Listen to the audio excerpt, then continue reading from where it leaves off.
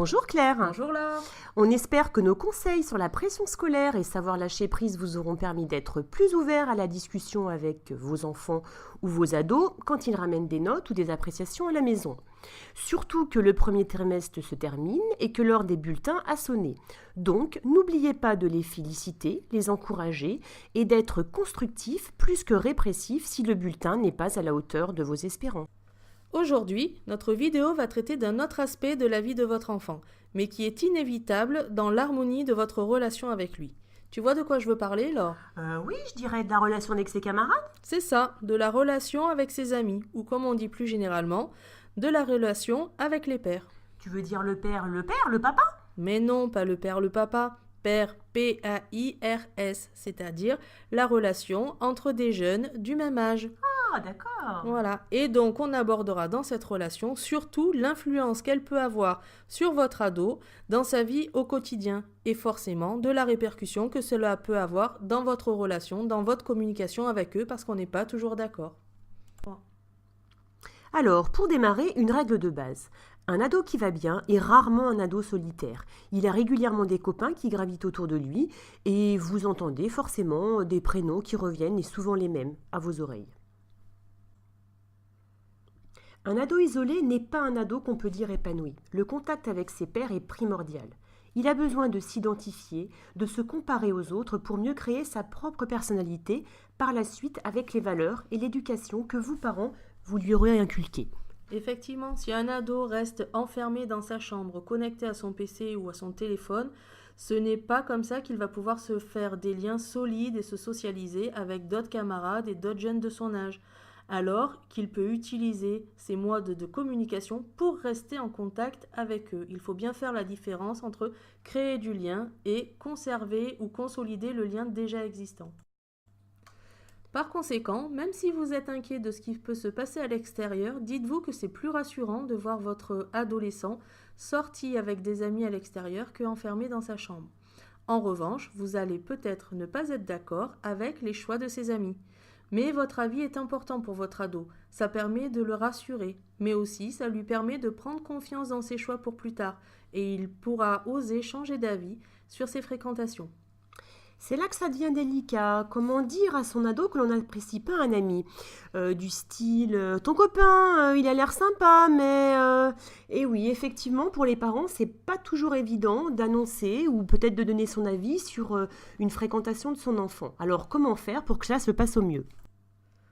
Oh là là, faut pas dramatiser, Laure. C'est pas si délicat que ça de ne pas être en accord avec son ado par rapport au copain en question. C'est normal que les parents n'aient pas le même regard.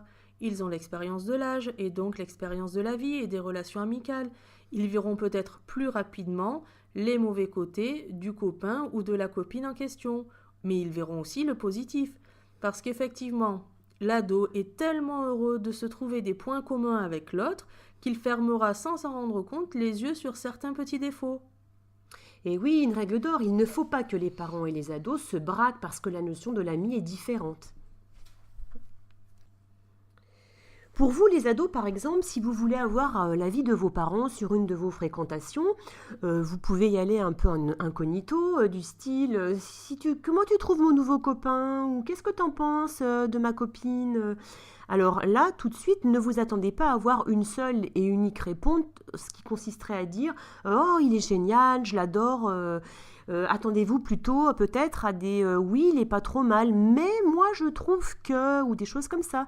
Et attendez-vous peut-être à accepter que les parents puissent avoir un avis qui sera différent du vôtre. Ce qui compte, c'est de pouvoir partager ensemble et de communiquer sur la relation que vous avez avec cet ami. Oui, parce que les parents, vous pouvez dire les choses à votre enfant, même si vous n'êtes pas d'accord avec lui, mais avec diplomatie.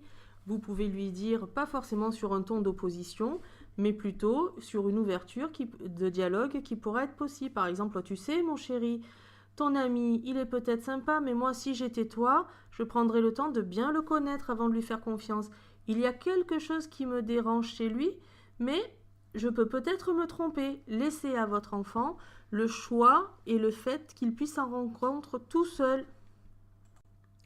Tout à fait, Claire. Même si votre ado vous répond: «Oh, toi, t'es toujours en train de dire qu'il faut faire attention, mais lui, il est super», il aura quand même votre réponse dans la tête et croyez-moi, il y sera attentif quand il se retrouvera avec ce fameux copain.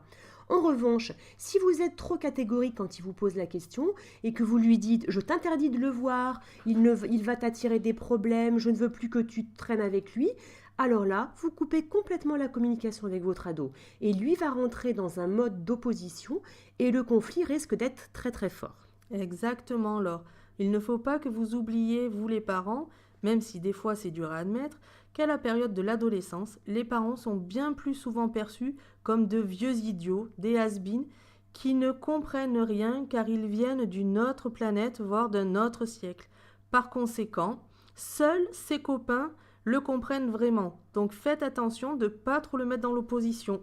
Et là, si on coupe le dialogue, le lien alors qu'il risque vous risquez vous-même, de le mettre en danger, tellement il sera dans la volonté de s'affirmer face à une autorité trop psychorigide, stricte ou fermée. Oui, attention de ne pas être trop catégorique si l'ami ne vous convient pas. Donnez-vous le temps de le cerner, car malgré tout, c'est une réalité. Votre ado a besoin de s'entourer d'autres jeunes de son âge pour se sentir exister, c'est normal. En revanche, il n'est pas obligé d'avoir des dizaines de copains. Un ou deux peuvent parfois lui suffire. Le stéréotype du copain idéal pour les parents, c'est le plus souvent un jeune qui travaille bien à l'école, qui est propre sur lui et dont la vie familiale ressemble à la vôtre. Car finalement, sans s'en rendre compte, vous aussi les parents, vous vous identifiez et comparez à l'autre. Et si l'autre est votre semblable, cela vous rassure. Finalement, on est toujours un peu ado. Eh bien, rassurez-vous, le copain idéal n'existe pas. Il y aura toujours quelque chose qui va vous inquiéter ou en tout cas vous troubler. Mais oui, il faut pas se stresser, Laure. Forcément qu'il y aura des mauvais copains, des personnes qui ne nous plairont pas pour nos enfants. Et c'est bien normal parce qu'on est très protecteur. Mais des fois, un mauvais copain peut être aussi une expérience constructive et positive. Le tout, c'est que votre enfant s'en rende compte. Et comme on dit, c'est qu'on grandit de ses erreurs par la suite. Donc il va falloir vous y faire et être d'accord pour apprendre à connaître le copain en question avant de vous fier. Donc les parents, quand on vous dit de laisser une chance aux copains de votre enfant, c'est que on sait aussi pertinemment que cette question se pose de l'autre côté, c'est-à-dire votre enfant et le copain de quelqu'un, et les parents du copain se posent aussi la question, effectivement, de savoir si votre enfant va avoir une influence positive ou négative sur leur enfant. Oui, donc ne jugez pas trop vite selon vos représentations. Vous avez une image de votre jeune à la maison qui est peut-être faussée par l'amour que vous lui portez. Et ça, on s'en rend compte très vite quand, par exemple, on voit notre ado, il est très différent lorsqu'il est avec nous que lorsqu'il est avec ses camarades. Au collège, au lycée, en présence de ses copains, bien souvent, ce n'est pas la même personne, car avec les autres, il a l'influence de son groupe. Et oui, c'est ce qu'on appelle l'influence du groupe. Arrivé à l'adolescence, les parents ne sont plus le centre d'intérêt de leurs ados. Leur monde commence à s'émerveiller face au monde extérieur et donc aux copains. Cette influence de groupe, donc, peut aider l'ado à se révéler, à s'affirmer, à tel point que vous pouvez vous dire que parfois vous ne le reconnaissez plus. Mais non, mais mon Dieu, mais c'est pas possible, c'est pas lui. Eh bien si, c'est lui. Et c'est tout à fait normal qu'il évolue et qu'il change. Il commence à prendre son indépendance, son autonomie. Donc il est bien normal que cela vous angoisse. En même temps, il faut que vous acceptiez que votre enfant grandisse, pense de lui-même et commence à faire ses premières expériences sans vous. Les premières expériences, même les plus risquées, peuvent être bénéfiques pour vos enfants. Vous devez seulement rester vigilant, toujours en arrière-plan pour sécuriser vos enfants. Et s'il vous appelle en SOS, évitez les phrases du style « Je te l'avais bien dit, t'avais qu'à m'écouter ». Au contraire, montrez-lui que vous acceptez ses erreurs, car elles lui permettent de devenir adulte. Une chose capitale pour vous les parents, ne voyez pas la relation qu'il peut avoir avec les copains qu'il s'est fait maintenant qu'il est ado et avec qui il commence à avoir une certaine autonomie comme une rivalité, comme forcément quelque chose qui va être un conflit ou un clash avec vous. Non, les deux choses sont tout à fait compatibles. Comme on vous l'a dit tout à l'heure, si vous braquez trop votre ado par trop d'intransigeance, c'est là que vous risquez de lui ouvrir les portes des interdits. Et la reconnaissance, l'affection, la compréhension qu'il ne trouvera pas auprès de vous, il ira la chercher ailleurs. Et là, il peut se lier avec des jeunes qui pourront l'attirer vers certains dangers, tout en lui assurant qu'ils seront toujours là pour lui. Oui, Claire, c'est clair, hé hé, c'est un conseil qui vaut de l'or. C'est souvent parce qu'il y a eu un conflit ou une incompréhension avec les parents que le jeune perd pied. Les premiers signes sont souvent le décrochage scolaire. Alors comment on le repère? Une baisse des notes, un absentéisme, des problèmes de comportement, il répond au prof. Ensuite, les conflits à la maison peuvent grossir en même temps que son sentiment d'être incompris. Et cela peut aller jusqu'à se faire remarquer en commettant des délits sous l'influence des autres. Laure, tu nous fais le scénario catastrophe, là. Oui, d'accord, c'est vrai, je le reconnais, c'est un peu le scénario catastrophe. Mais bon, les parents, on insiste un petit peu pour que vous, effectivement, vous preniez conscience de l'importance de garder toujours le contact avec vos adolescents. Donc, repérez bien les signes, observez les fréquentations, essayez un petit peu aussi de faire connaissance avec les amis, et puis surtout, soyez vigilants. Donc si je veux résumer tout ce que tu nous as dit pour éviter le scénario catastrophe, Laure. Finalement, un ado en bonne santé, c'est un ado qui est entouré de copains et qui n'est pas enfermé dans sa chambre tout le temps. Complètement clair. Et aussi, vous les parents, vous devez accepter que ces amis ne soient pas à votre goût. Cela ne veut pas forcément dire qu'ils sont néfastes. Et ce qui est important aussi, c'est de dire que les ados et les parents ont tout à fait le droit d'avoir des avis différents, mais seulement il faut y mettre la forme. C'est pas l'un ou l'autre qui a raison, les avis peuvent être partagés et discutés. Une dernière règle en or, toi l'ado, ne te ferme pas la discussion avec tes parents s'ils ne sont pas d'accord avec toi. Rappelle-toi toujours que ce n'est pas pour te rabaisser, c'est simplement pour un souci de te protéger. Bon, alors je pense qu'on a fait le tour de toute la question. Ouais, je pense qu'on a fait un bon petit tour de la question. Ok, alors on va rester là pour aujourd'hui. On espère que tous nos conseils du jour vous seront utiles et vous auront permis d'y voir plus clair.